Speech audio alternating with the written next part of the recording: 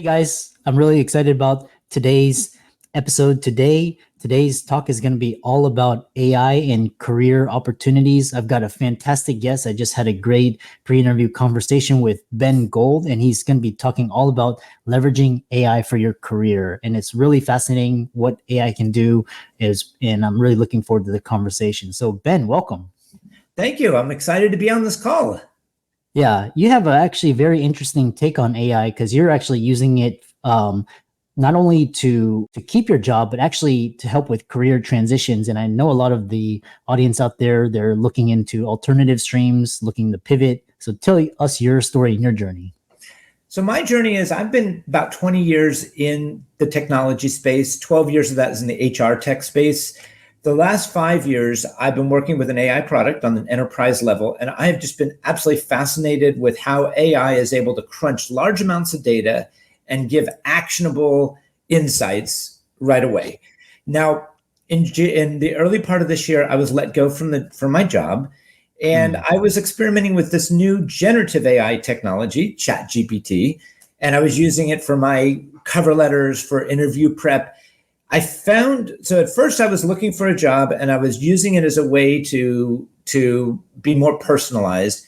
After about 3 months, what I realized, this is a very unwieldy process where I had 16 LinkedIn easy applies, and I would go onto websites, I'd have recruiters come, and I was having difficulty keeping track of everything.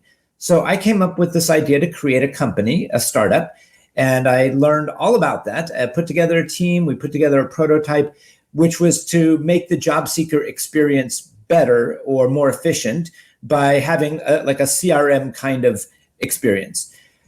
As I was building this out, I decided to engage with the audience, to actually sit down with people that are job seekers, to meet, to go to job networking sessions, to also talk to people that are employed but looking to change careers. And I realized that where I'm focusing now is more on the consulting space. So I have a consulting business practice right now where I help people determine how to use AI for whatever they're looking to accomplish. Now, my message is AI first. So the AI first strategy, whether you're employed or unemployed, become very familiar with it. If you've never logged into ChatGPT, my recommendation, put this on pause. Go on Google, find the registration. You just need to have your Google or Apple account or Microsoft, and become curious about this generative AI, because this is a game changer. And when I don't want to sound like a used car salesman, but it's bigger than the internet, and it has profound impact on the way of work over the next couple of years. And if you don't understand what generative AI does, then you might get swept in the wave and wonder, why am I having a difficult time either transitioning into new careers or simply finding a job?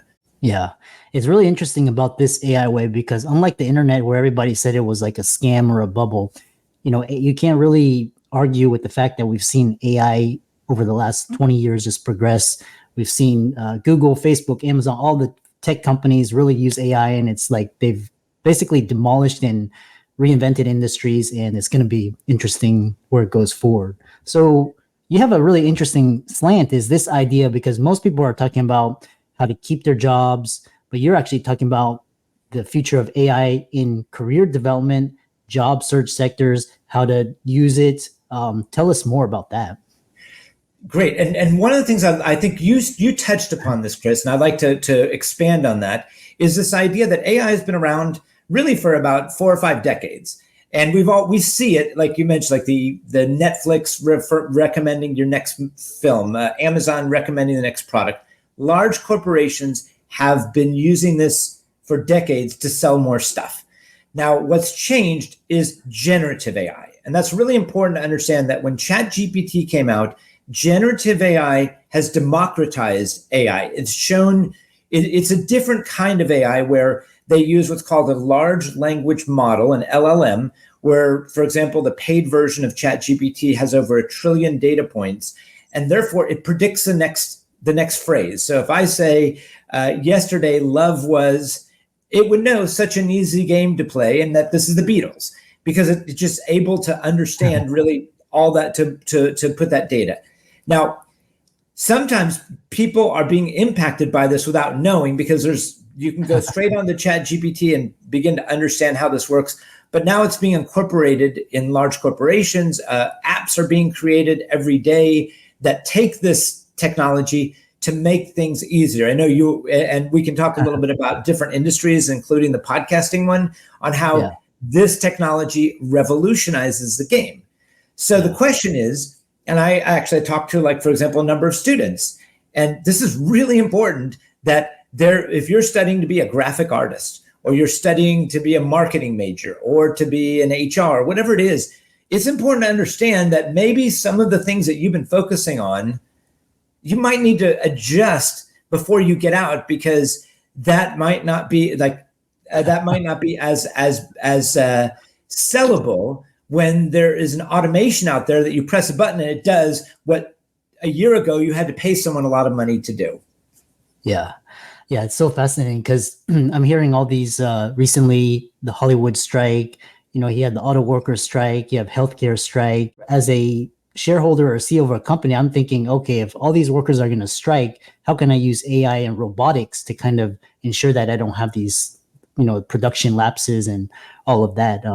Which is the next question I have is, what is an AI first job search strategy, and why do you believe this approach offers job seekers an advantage? So if we take it from the job seeker point of view, I have been to so many meetings where I will meet somebody who has gone through. So if you're looking specifically at the job seeker strategy, there's roughly 6 phases. There's your career objectives, you're updating your resume, updating your social media profile, networking, applying to jobs, and interviewing. Each of these phases there's ways that you can use AI. And I can show, for example, on career objectives, when somebody says to me, I'm not sure what I want to do, I'm thinking of changing my job, or whatever that is, or maybe it's their first resume. I used to have a lot of friends that I would walk through. This took me a month. I'd have to have 4 or 5 meetings, decide what you want to do, take a look at what's out there, determine your skills, and yada, yada, yada. Now I can do 1 month's worth of work in 1 hour. Okay, so I've met people who are 4 months into their job search and haven't done this exercise where you basically take a personality test. You can take anything that's a piece of data about yourself, about what you like, what you've accomplished. Throw in that plus an old resume, whatever your oldest version is. It might be a couple of years old, and then say, and I give you an example of a prompt, a command that you can give the ChatGPT. You say, hey, ChatGPT, based upon this data, give me 5 career choices and give me my compatibility as a percent, and then give me a 2-paragraph explanation on each of them. And then it will take all this data and it will say, hey, you're a 93% match for project management, a 90% for a sales rep, 86 for marketing manager. And it will go through and explain all that. And then it gives you, it doesn't tell you what to do, but it just literally took hours and hours in seconds of work to be able to go there and say, wow, okay, well, I'm interested. Can you expand on number 3? And then it will go and give you that data. That's how to take the power of AI, of crunching large amounts of data and coming up with really valuable insights. Now, I've done this with people that have been unemployed for, let's say, 4 months, and suddenly they're like, oh, I didn't think of that. And, I would go through that exercise and I would say, if you thought maybe if you're like, for example, if you're applying to jobs and either those jobs aren't out there, because right now content creation, those kinds of jobs are being destroyed by AI. So you might want to change the kind of job you're looking for. So if you can't find them, or if you go on LinkedIn and there's 500 people that are applying for the job, then that means you probably need to go find something else to do, because there's 500 on LinkedIn, but that means probably another 500 on the website, using Indeed, using all these other places. So that is really key, is to be cognizant of your skill set and how it's being impacted. So that's kind of the idea that start now. If you haven't done that, do this analysis, because maybe you're not being efficient with your time, or wondering why am I sending my resume and nobody's responding to me? Well, this could probably at least tell you why and give you some direction on where to go. Yeah.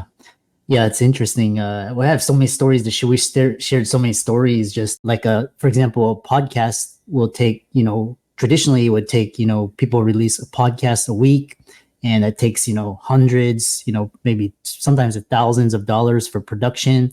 And now with, ChatGPT and AI editing software, you can produce a podcast in a day, almost as fast as a tweet or like an Instagram post, and it's so powerful. It's like shave so much time and been for a fraction of the cost. Which So, brings me to this next question. Oh, go ahead. I think you're gonna well, had it. let's Yeah, dig into that because yeah, yeah, we were talking beforehand. I'd like to just ask you a few questions. So, like my understanding is that a podcaster. So this is a microcosm of every single industry out there. Now, I like for when I think of careers, I think of two things. I think of industries: finance, real estate, healthcare, technology. But I think of roles: marketing, sales, HR, that are inside of these different industries. And if you think of it as a matrix like this, AI, depending upon the app, is disruptive both in the verticals as well as the roles. That's why it's so impactful. So let's take your example. yeah, How many hours would it take? 2 years ago, you made a podcast, right?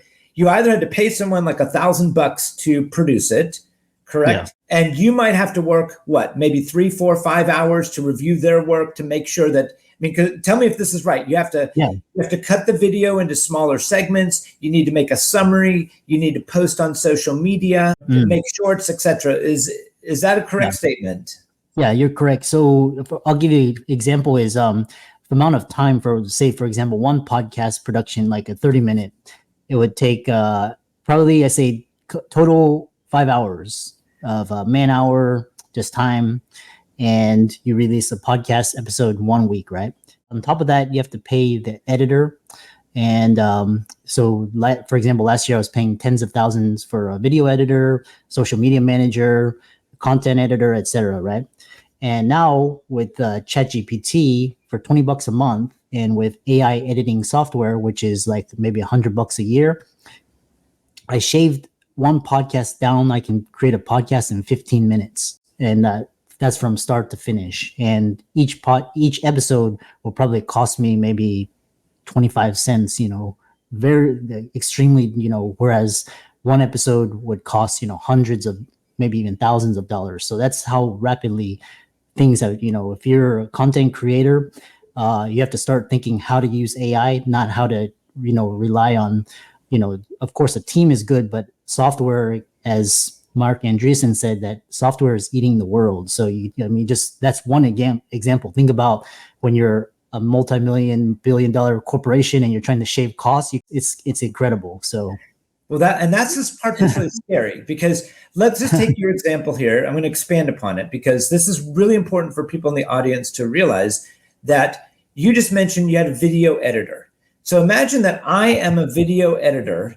I used to have a job with Chris, right? Now all of a yeah. sudden Chris doesn't need me because is it Cast Magic? What is it that you use, if I may Oh, ask?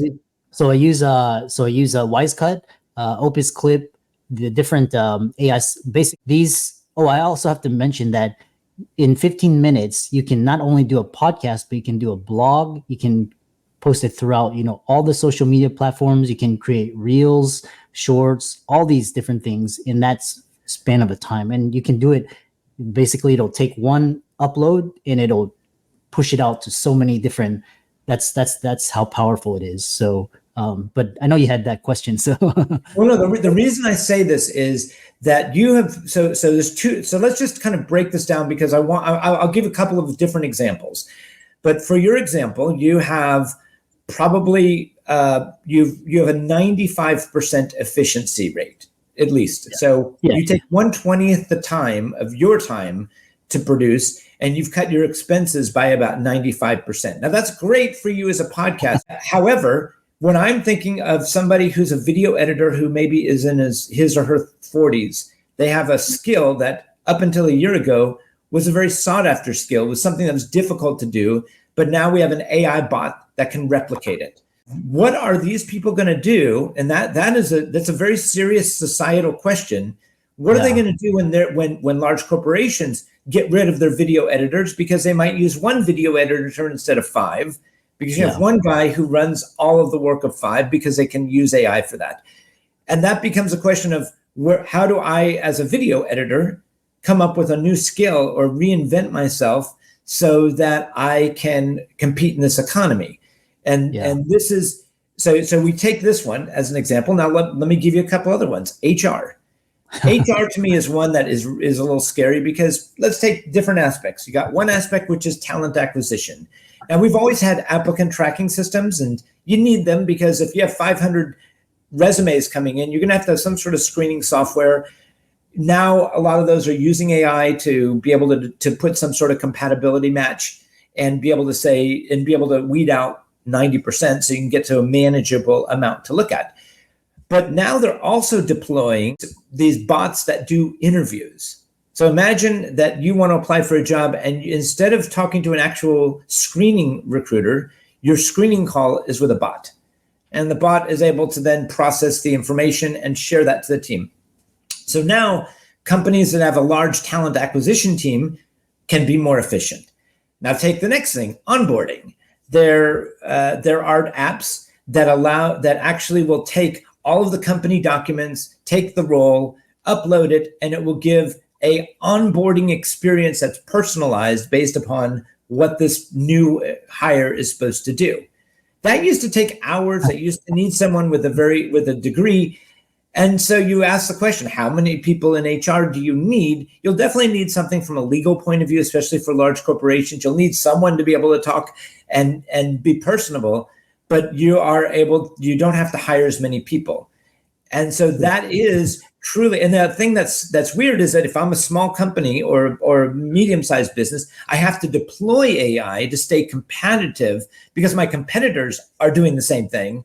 So in a sense, it's adopting so fast. And my concern is a societal dislocation in which you have a group of people that cannot find a job. And when you have a large amount of people with a dislocation, it becomes very difficult to handle the financial stress and the other elements that these people are doing, because they can't find their role in this new reality. Yeah, really interesting. And I would like to have you back on as a part 2, because there's so much to talk about. One final question before you tell the audience how they can contact you, follow you. But you mentioned this idea that I wanted to ask you is you're understanding generative AI, but you mentioned that generative AI is a democratization effect. What do you mean by that? So before ChatGPT, I think most people understood that AI is out there. They kind of knew there's this magic when you do a Google search, but I really don't want to know what the magic is. When ChatGPT came out, there was a group of people, myself included, where you're able to suddenly understand, wow, I can input data, and if you learn how to do it correctly, to get an output that's personalized. And suddenly so if I'm a sales rep and I want to do a personalized presentation, especially in the enterprise sales space, that's where I come from, I can go in and take the social media profile of the person I'm going to meet. I can throw in my Salesforce notes. I can throw in anything I need to know and say, help me to understand this person's top 5 priorities. Help me find things that I have personally in common with this person. Help me find what's my best way to pitch. And so my point is that's something that normally it might take hours to crunch the data to figure this out. And that's what the top reps would do. Now you can do it in minutes. And so that's the democratization, is this idea that AI can be used by an individual, not just a large corporation. I see. Yeah. So really interesting. So, and how can people contact you, follow you, and we'll have you on as part 2 of the show. Perfect. So I am available at that's my website. I have a book called Find Your Next Job with ChatGPT that you can buy on my website.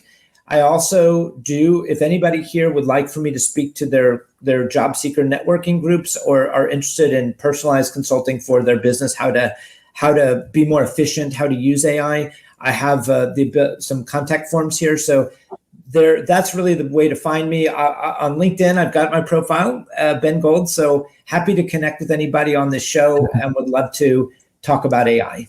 Yeah, really. And like I said, the more I talk, and I love this slant as using AI in job seeking, recruiting, HR, really a new aspect of AI. And for all the audience out there, let's thank Ben for coming onto the show and really talking about this very important technology. Awesome. Well, thank you so much. This was a fantastic conversation. And I know we could go on, not that we do it for hours, but you can go into so many different directions about this.